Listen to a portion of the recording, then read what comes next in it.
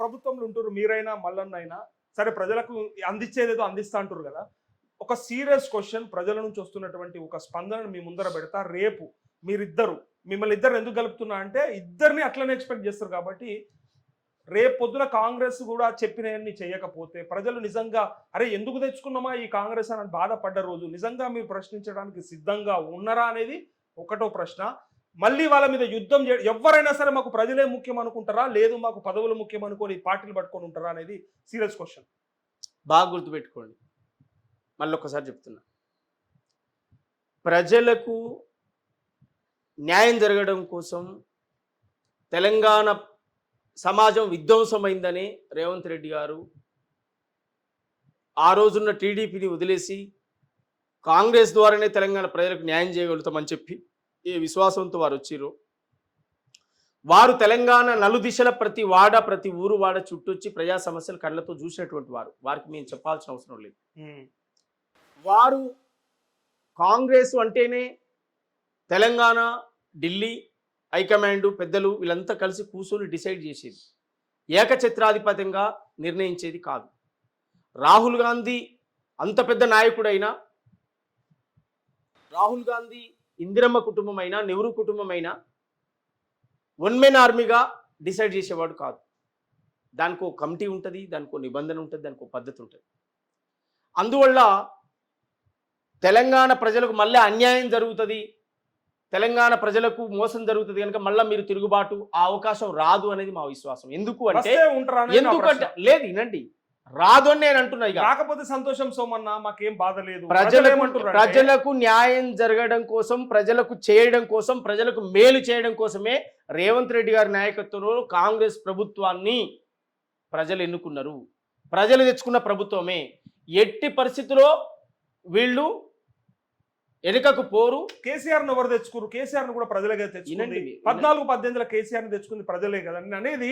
మీరు ఇందులో ఉండి కూడా ప్రభుత్వంతో చేయించగలుగుతారా? ప్రశ్నించో లేకపోతే ఇంటర్నల్ గా మీరు ఫైట్ చేసో, చేయకపోతే రేపు మళ్ళీ బయటకు వచ్చి మాట్లాడతారా అనేది పెద్ద ప్రశ్న. నేనేమో క్రెడిబిలిటీకి సంబంధించింది. ఇంకా మీకు భవిష్యత్తు చాలా ఉంది, ఇంకా 30 ఏళ్ళ భవిష్యత్తు ఉంది. మీరు బాగా గుర్తుపెట్టుకోండి, ఆ అవకాశం ఆప్షన్ రాదు అంటున్న ప్రజలకు ఏ అయితే హామీలు ఇచ్చారో, ఏ అయితే హామీలు ఇచ్చారో ఆ హామీలు తూచా తప్పకుండా రేవంత్ రెడ్డి గారు నెరవేరుస్తారు, కాంగ్రెస్ ప్రభుత్వం నెరవేరుస్తున్న విశ్వాసం మాకున్నది. ఓకే, సాంస్కృతిక శాఖ చైర్మన్ గా ఉన్న రసమై బాలకిషన్ నిజంగా ఆ శాఖకి అంటే నాకు ఇది చిచ్చు పెట్టాలని అడగట్లేదు, ఏమన్నా న్యాయం చేసిండా? కళాకారులను ఏమన్నా చూసిండా? బాగుపడ్డరా అని అంటే మీరు ఏం చెప్తారు? అంటే మీ తోటి కళాకారులు చెప్తుంటారు కాబట్టి.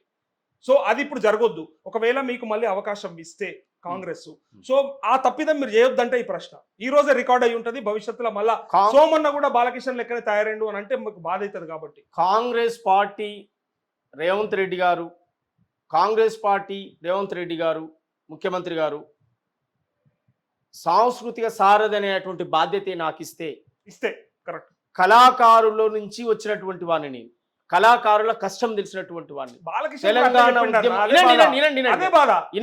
రసమై అడికెళ్ళి వచ్చిండు. వినండి, మీరు బాగా వినండి. Rasamayi రెడ్మేడ్, Rasamayi not original, Rasamayi రెడ్మేడ్. రసమై అనేటోడు నీ పాట నా పాట 4 పాటలు జమ చేసుకుంటే రసం అది, 4 పాటలు జమ చేస్తే రసం అది. ఇది అది కాదు, ఇది ఒరిజినాలిటీ. పెన్ను పేపర్ పట్టుకొని చెరో రూమ్ లో కూర్చోబెట్టి రసమైంది నన్ను ఎవరో ఎన్ని పాటలు రాస్తారో కూర్చొని న్యాయం చేస్తారు. ఓ పరీక్ష ఎట్లా రాస్తామో చూద్దాం మనం. అది కాదు, అది రసమైకి నాకు పోటీ, రసమై నాకు పోలిక కాదు. అనేక మంది కళాకారులను వేధించిండు, అనేక మంది కళాకారులను టార్చర్ చేసిండు, ఉన్నన్ని రోజులు అనేక మంది కళాకారులను హింసలు పెట్టిండు. సాంస్కృతిక సారథి అనేది కాంగ్రెస్ ప్రభుత్వం రేవంత్ రెడ్డి గారే నాకు అప్పచెప్తే ప్రతి ఒక్క కళాకారుని యొక్క ఆత్మగౌరవాన్ని కాపాడుతా, ప్రతి ప్రభుత్వం చేస్తున్నటువంటి యొక్క విధానాలు, ప్రభుత్వం అనుసరిస్తున్నటువంటి తీరు, ప్రభుత్వం ప్రజలకు చేస్తున్నటువంటి పథకాలను అద్భుతంగా ప్రజలకు చేరవేసి ప్రభుత్వానికి ప్రజలకు మధ్యన వారధిగా పనిచేస్తా, అద్భుతమైన రిజల్ట్ తీసుకొచ్చి చూపిస్తా. కళాకారుడు అనేవాడు కడుపులో పెట్టి చూసుకుంటాం కాంగ్రెస్ ప్రభుత్వం. ఈ హామీ మీకు ఇచ్చిందా ప్రభుత్వం? సోమన్ అందుకే చేరిండా పార్టీలో? ఏది ఈ శాఖకు చైర్మన్ కార్పొరేషన్ మీరు అడిగినందుకు మాత్రమే వాస్తవమే. బట్ నేను ఒకవేళ సోమన్న కోరుకోకూడదా? కాంగ్రెస్ పార్టీ ఇవ్వకూడదా? ఏమన్నా దానికి ఒక అర్హత లేదా? ఏమన్నా హామీ ఉందా? ఇక్కడ ఎవరు లేరని చెప్పి మీరు కరెక్ట్ టైం కు రావడం జరిగిందా, లేదంటే మీకు అర్హత ఉందా? అసలు ఎన్ని రోజులండి పోయింది? ఎన్ని రోజులున్నా టిఆర్ఎస్ పార్టీలు ఎన్ని రోజులున్నా నేను కాంగ్రెస్ పార్టీకి నేను షర్మిల పాట పాడితే కాంగ్రెస్ పార్టీ ప్లస్ కాలేదా? అంతకంటే ముందు అంతా కాంగ్రెస్ కాంగ్రెస్ కోసమే పార్టీకే కదా. పనిచేసిన ఉన్నాయి కదా. ఆ, ఆ. కొత్తగా ఏదో పదవి ఇస్తారనే వచ్చిన అంటే ఇప్పుడు ఇక్కడ ఎవరు లేరు కాంగ్రెస్ అవకాశం. పార్టీ పదవి ఇచ్చినా ఇయ్యకపోయినా రేవంత్ రెడ్డి గారి నాయకత్వంలో అద్భుతంగా పనిచేయడానికి వచ్చిన అంటే అధికారం వచ్చింది కాబట్టి వచ్చిండు సోమన్న, లేకపోతే రాకపోవు. అది ప్రశ్న, అదే ప్రశ్న. ఎలక్షన్ ఎవడో వెదవా పనికి మళ్ళీ మాట్లాడతాడు. అంతేనా? దానికి ఏం తెలుసు? ఎయ్యరా ఓటు, ఆ, చెయ్యి గుర్తుకు ఓటు, పొడవర పోటు, కారు టైరుకు పోటు, పాలించే సత్తా లేని పాగలుగాండ్లు. ఎవరికి ఉపయోగపడ్డది ఈ పాటలని? ఉమ్. నేను రాసిన ఎవరికి ఉపయోగపడ్డాయి? ఎటుపోయినాయి ఈ పాటలని? ఎవడో చెత్త చెత్త అవులగాన్ని మాట్లాడేటువంటి మాటలకు నేను ఆన్సర్ ఇవ్వాల్సినటువంటి అవసరం కూడా లేదు. ఓకే. మా కష్టం ఉంది, మా శ్రమ ఉంది. ఉమ్. కాంగ్రెస్ పార్టీ ప్రభుత్వం రావడంలో ఉమ్. మా చెమట ఇట్లా తీసిరం మేము. ఉమ్. ఖచ్చితంగా అధిష్టానం అది గుర్తిస్తుంది, గుర్తించినాడే ఇయని. ఓకే.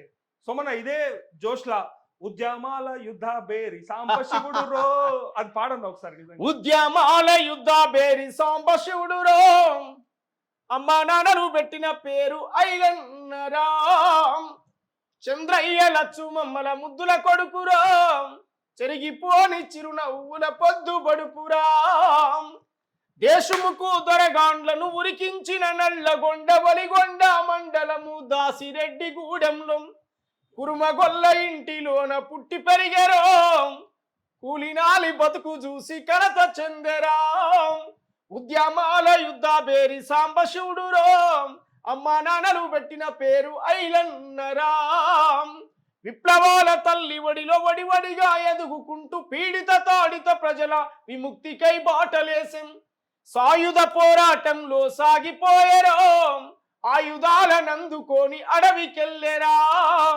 ఉద్యమాల యుద్ధ బేరి సాంబశివుడురో, అమ్మా నాన్నలు పెట్టిన పేరు ఐలన్నరా.